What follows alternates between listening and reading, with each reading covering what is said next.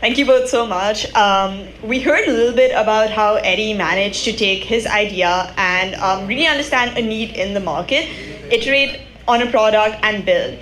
So, segueing from that, actually, anyone can conceive an idea, and it is through our unique lived experiences and the ability to connect with others that we discover challenges in our lives and think of ways to make it better. So, speaking on exactly that, we have our next panel called Dare to Dream Big From Idea to Reality, featuring Sara, who is the founder and CEO at Be Humane, Jay, who is the co founder and CEO at FlowGPT, Ethan, who is the CRO and co-founder at Textla, moderated by Will, who is a senior at UC Berkeley.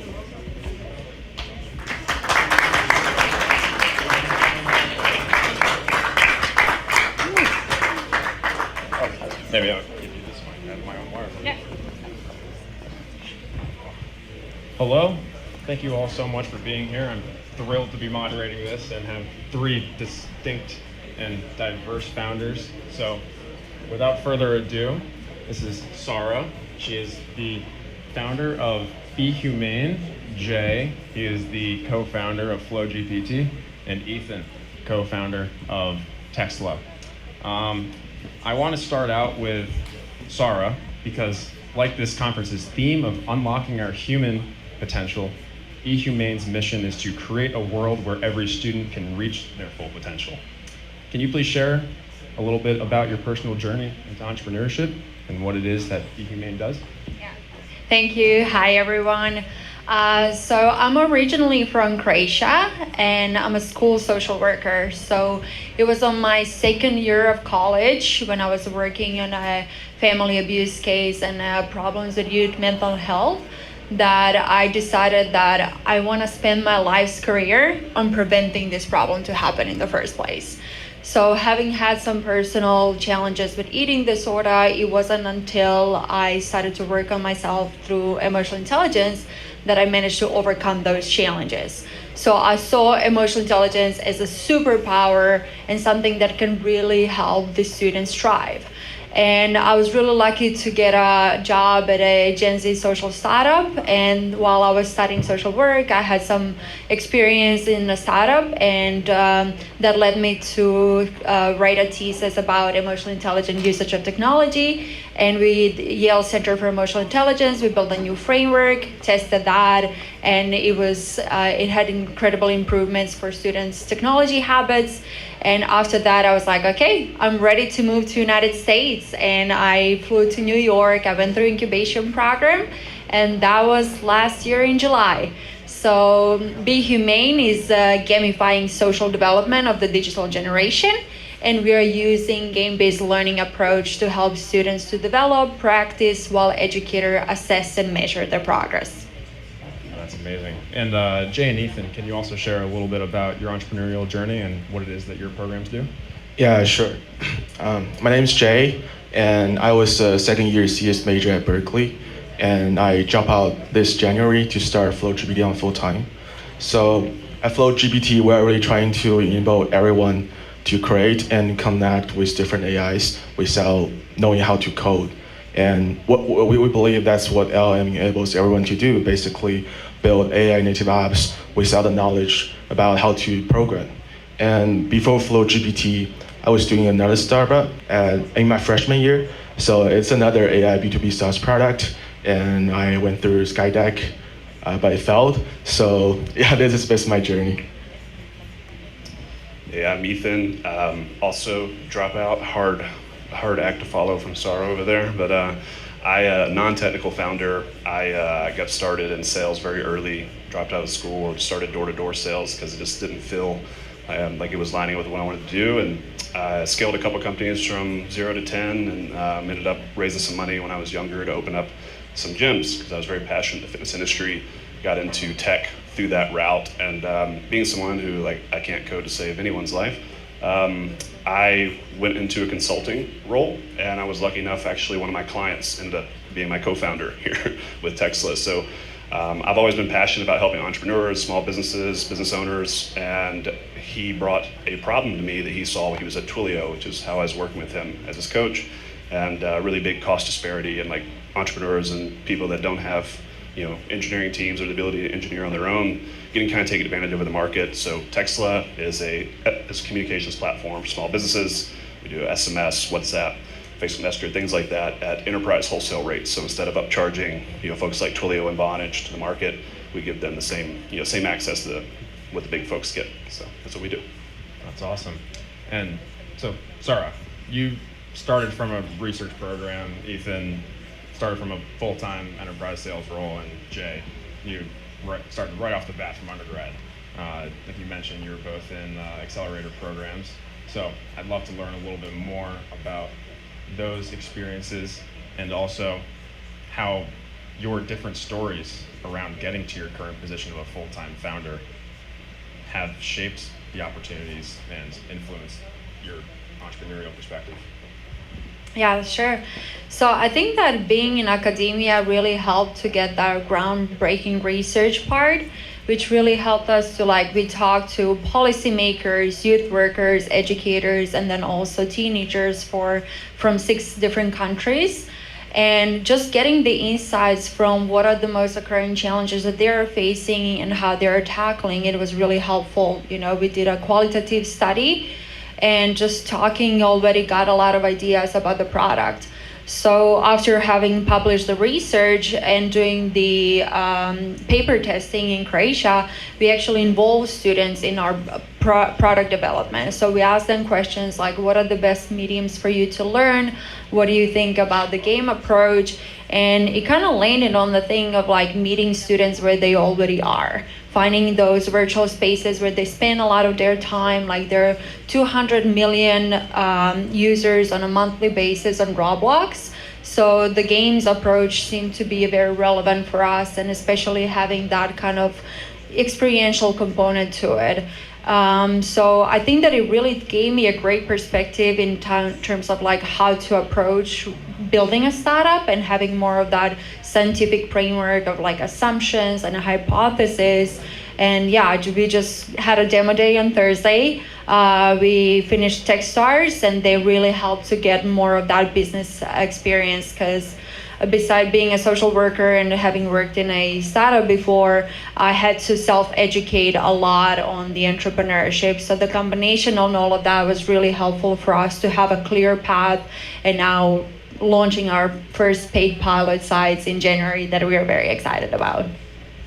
That's incredible. Congrats. Yeah, I feel like I'm very lucky to be a Berkeley undergrad.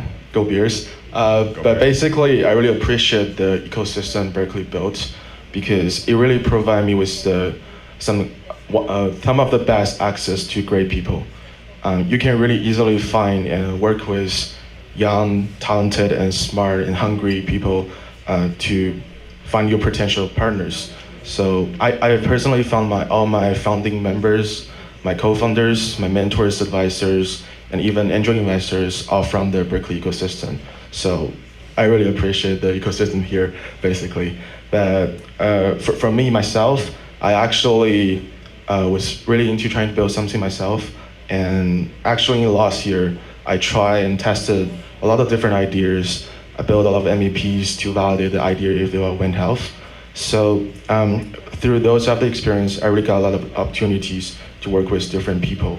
And that's how I found the first group of founding team member when I found this idea really took off.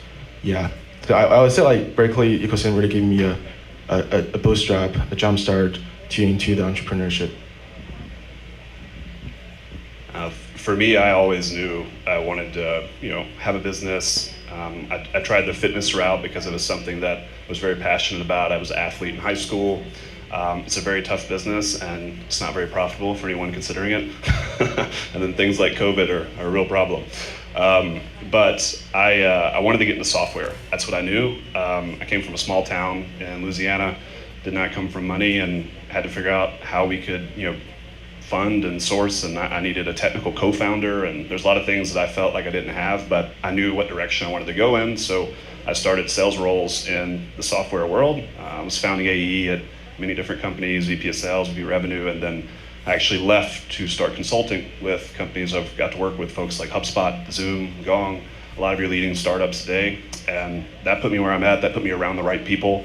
I think it's about your team and being around the right people in the right rooms at the right time. And if you consistently strive in that direction, it will work. Like, that's the secret of the universe, and that's how I think I got here. Yeah, couldn't agree more. Team effort. And actually, Ethan, you can keep the mic. So, like you said, you went through a variety of roles and were mainly focused enterprise sales, but now you are CRO. The CRO title is a little less common, yet it holds one of the most important responsibilities in an organization. So, can you share what you do in the role of a CRO and how that role is, in fact, pivotal in the success of a major organization? Yeah, I've worked with a few different structures, so I don't know that there's like one right way. We're a 5-man team startup, so everyone wears the hat where they bring the most value. So I think like capitalizing on what you're good at instead of what something should look like or what it's supposed to on paper is the better way to go about it. And you do things that don't scale early, and that's okay. So for me, sales is obviously most of my background expertise, marketing as well. So as CRO, I oversee all of our sales motions, from like the PLG motion and how do we acquire leads and get people through the funnel and sell them with the product, and then strategic sales and targets and how are we going to expand, wedge into new markets, release, we're going to release our product. How am I going to position that to our existing customers in the new market to upsell, expand, and that sort of thing. And then also in Textla, I oversee customer service. That's something that I did for a really long time, and as like a small business owner, and we are servicing small businesses, and one of the like big challenges there is they expect like a really high level of service, and they're also like not huge 6-figure SaaS deals that you can afford to have dedicated account managers and things like that. So you have to figure out how we can build a customer service program that delivers what they need and delivers the experience to maintain the customer relationship and help the ones that maybe aren't as technical, they have more challenges. So that's what I do in Textla: sales, marketing, customer service. That's what I do. Yeah, that's amazing. I myself have history in sales and understand that aspect you're describing about the experience, and have some items that, looking ahead, it's thinking about the financials and all this and that's about it. So I know you also recently raised a round, and for a lot of entrepreneurs, raising money may in fact be that highlighting moment or the dream that they want to next achieve as a benchmark. Can you share a little bit about that? And then Jay, I also know you recently as well raised a round, so if you want to talk on that as well. I've closed some really large deals as like a rep at companies, some 8-figure deals, things that I got to experience a whole lot. So when Luke, my co-founder, pitched me on this idea and we wanted to go raise money, I thought, this is gonna be a walk in the park. This is what I do. It's probably one of the single hardest things I've ever done in my life. And first 2 months of that was just getting kicked in the teeth all day long. So it was a big adjustment from, you're trying to explain the vision of your company, what problem you're solving, how you're going to go to market, how you're going to help people, why is this better than the competition, why isn't someone else done this, why doesn't Twilio build this, et cetera, et cetera, et cetera.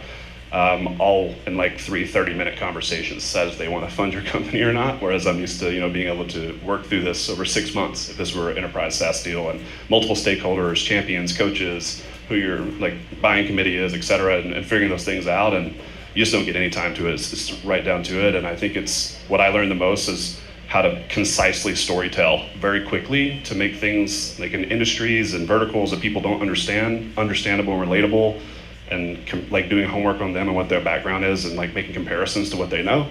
And we ended up raising almost $3 million. We just closed out last month, and we're off to the races. So, major congrats. Yeah. Major market. That's right. Yeah, so we actually raised 2 rounds already, in a total of about $12 million. So the first round was in March, and the second round is just recently. I think what I really like about building a consumer startup is data and growth is everything.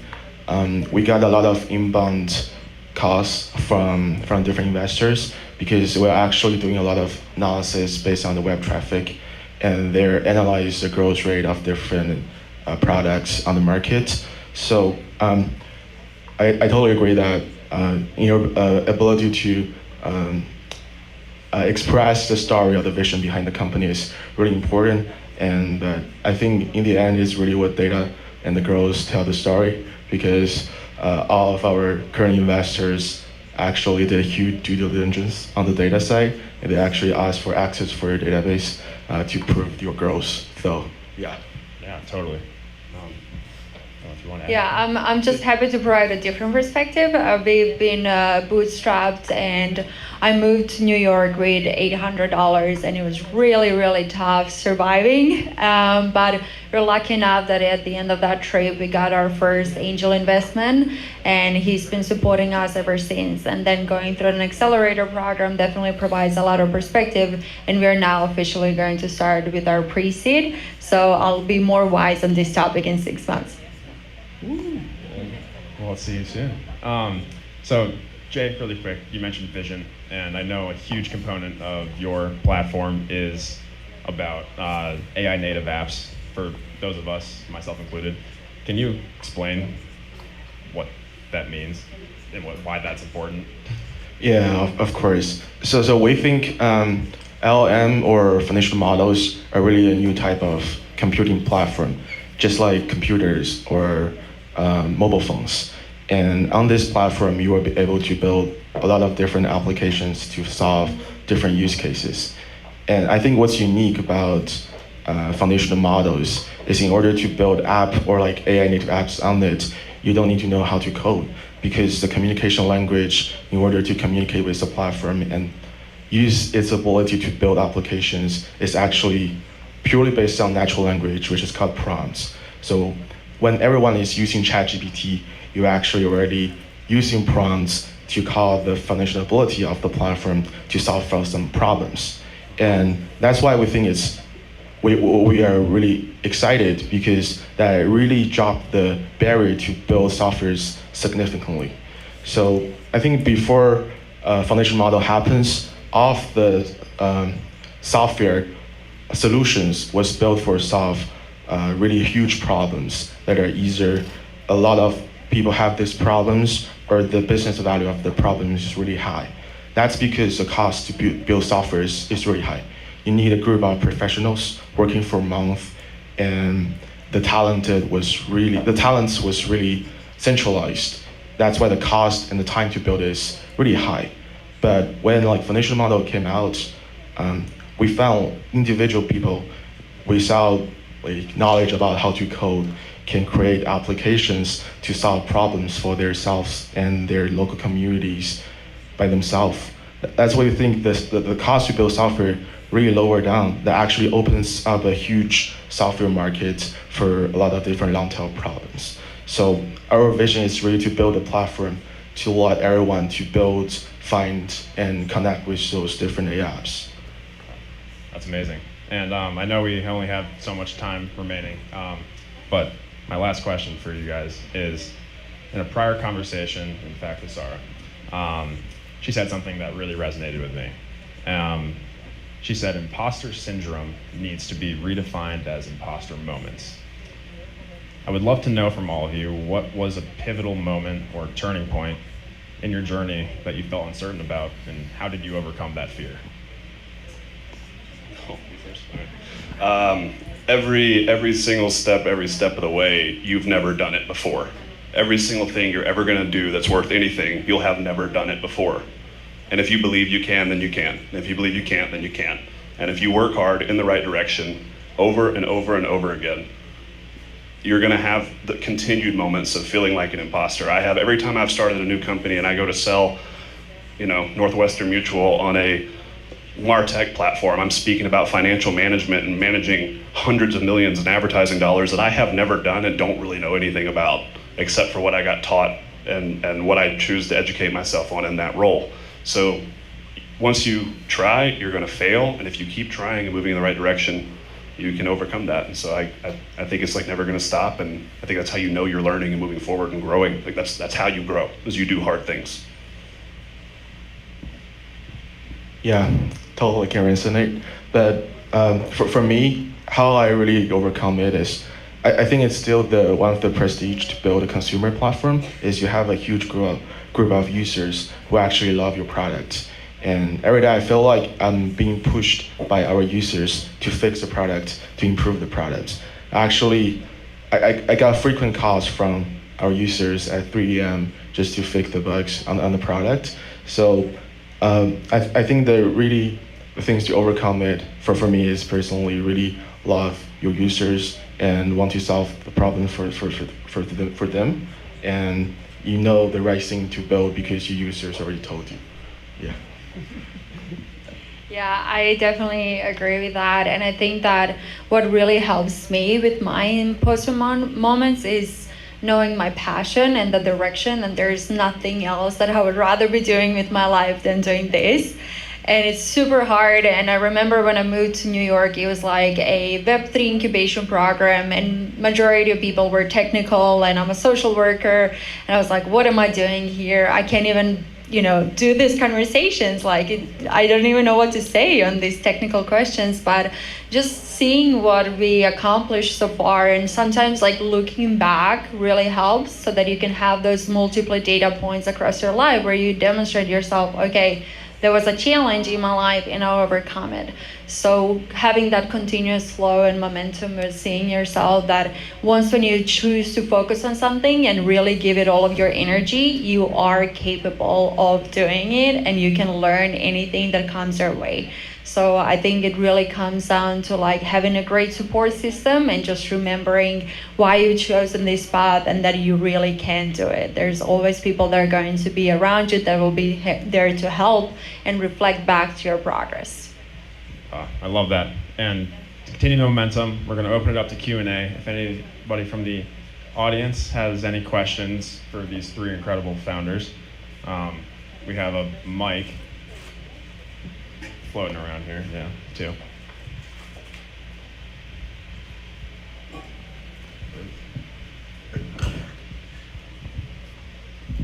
Ethan, what's been the difference for you between selling someone else's stuff to selling your own product? Yeah, surprisingly, I think it's harder because I know I'm in every conversation with our whole team around every problem that we have, problems that our customers are experiencing, things that we want to fix. You're constantly in roadmap meetings and thinking about vision and the next thing, and then I got to walk out of that and get on a sales call with the product that is today. So I think for me, I have to remind myself hey, I can sell that story as you coming on board and supporting the startup at this stage. This is the value that I know we can deliver for you. This is what other people are doing. Remembering the basics of sales, right? As outcomes and problems we're solving for you.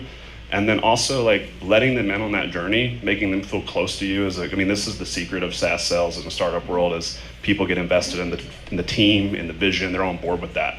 So obviously, if it was a bad product, then that's a problem. But assuming you have the things you can solve for them, the outcomes you can deliver today, you can sell them on the bigger outcomes, and they get to grow with you and deliver feedback and actually kind of have a hand in how the shape of what gets prioritized and what the product looks like these have all said, and listen to your customers. So it just becomes part of the sales process. But I found it to be harder because I know what all the problems are. I know where all the holes are. That's too funny. I think we still got a few minutes left if anyone else from the audience has.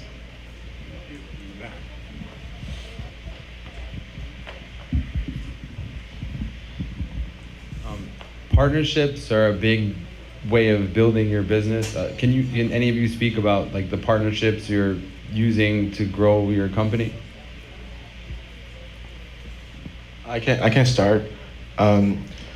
So we're really using the partnership to build brands. We are actually a creator community or a developer community where a lot of creators figure out how to write great prompts to solve problems. And we have a lot of partnership with different foundational models and other AI products. For example, we have partnership with Google. They have their own foundation models called Palm. They want to raise awareness in our community. So, and we also have partnership with Cloud, Anthropic, and also Hugging Face, because all of the people are really trying to build an ecosystem where the core creators or developers can use your products. So I think it's a really great way to build branding, because when people think of your brand name, they can connect with other great brands, so they trust you. I can also speak from the perspective of tapping into someone else's resources. For example, I just had recently a meeting with Harvard's Skills Lab, and they're really working a lot on like the assessment tools in our area. So being able to have those kind of collaborations with someone who has the resources that are focused on a specific part of your company, and seeing how you have that collaborative, iterative process with them can be super helpful. And then also on the other side is about the brand awareness, like partnering with companies that can invite you to deliver speeches and share about what it is that the company is doing can be incredibly helpful. Like I was invited to deliver a keynote speech at Arizona State University, which is where I've met my now 2 new employees. So it was an incredible opportunity to go talk about what it is that we are doing and the research behind it, and then also being exposed to the new talent. So I think there's multiple ways how you can go about it. I like to categorize partnerships. So you have like distribution, sales, channel partners in that way, and then you have also like PR, like Sara was mentioning, and like getting you in the right place, the right people, being associated with certain brands. Like we have partnerships with Twilio and Vonage. Those are very big channel partners that which like revenue is directly generated. And there's a lot of opportunity though, because those are both very large publicly traded companies. They host a lot of events. They cater to a lot of vendors, which then there's some vendors of those are like vertical SaaS models that would be good partners that I get to have dinner with that I would have never met without that partnership. So I think there's like categories, like channel, PR, and then like if there is support and resources. So having partnerships with folks like providing IT services or marketing services or anything like this that can boost your business down the road. Because sometimes, even if you're not actually paying them, but you have a relationship, you have a resource you can pick up the phone and call and get some feedback, and you're going to get a little bit better treatment in the sales process if you have to use those services. So I think there's like a lot of different times, a lot of different types of partners, and it's important to categorize them.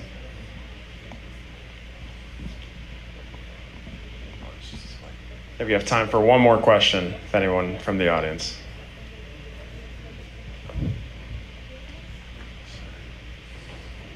Yeah, to Jay, just find out what did the first iteration of FlowGPT look like, and how many iterations has it been to reach where you are now?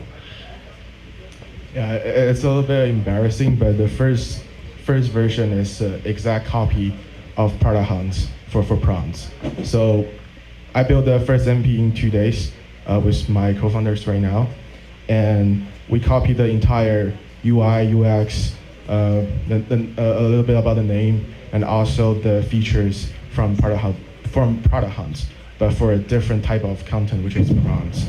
And we actually launched on Product Hunt to co-start and get the initial group of users, and that really that's how we co-start our product. I think the iteration right now is, I can't really count it, but basically we have a version update per week, and each week we have like about 10 to 20 fixes. Yeah. Awesome. Thank you so much, you three. And to continue the conversations, we're going this way towards the round table. Let's give it up for Ethan, Jay, and Sara.